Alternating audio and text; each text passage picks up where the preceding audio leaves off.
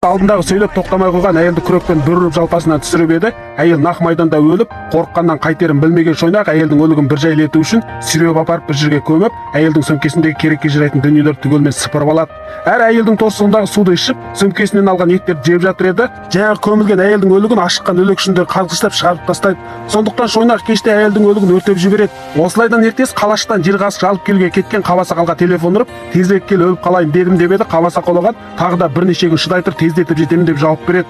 Алайда бұл кезде оның азықтықтар түгелмен таусылып, құрсүлдері қалғанымен қоймай, тіпті қырсыққандай құмды боранып тұрып, Шойнақ қайта есін жиғанда құмға көміліп қалған екен де, үйшігі мен басқа керек жарақтарының барлығын боран ұшырып жоқ қылған болып, онымен қоймай денесіне де ағаш кіріп кеткендіктен жан шыдатпас ауруға әрең шыдап, ағашты суырып алып жарасын біраз емдеген соң денесінің ауырғанына шыдай алмай талып түседі. Арадан қанша уақыт өткені белгісіз, бір кезде көзін ашса, өзіне бір әйел қарап тұрған болып, әйел оны өлтірудің орнына қайта оған су ішкізіп, Шойнақ толық есін жиғанда барып, әйел одан менің сіңілімді көрдің бе деп сұрайды. Әсілі бұл әйел алдыңғы жолы Шойнақ күрекпен ұрып өлтірген әйелдің әпекесі болып, Шойнақ оған сіңілісін көрмеген айтумен бірге жоғал деп қуып жібереді.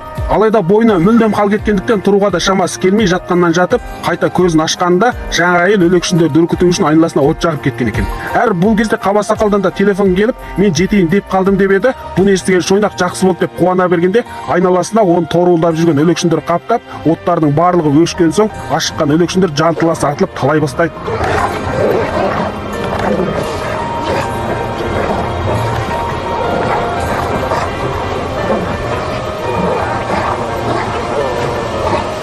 Ал бұл кезде Қабасақал жақын маңдағы бір дөңде Шойнақтың таланып жатқанын дүрмен көріп тұрған екен де, әсілінде Қабасақал әлдеқашан жер қазғыш алып келген болып, алайда алтынды Шойнақтан қызғанып, Шойнақтың өлімін күтіп отырған екен.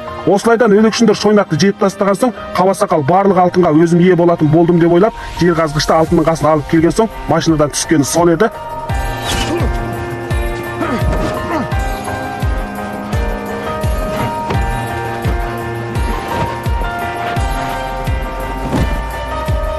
Осылайдан соңында кім атқаны белгісіз Қабасақалда өліп, екеуінің өлігі айдалада қалады.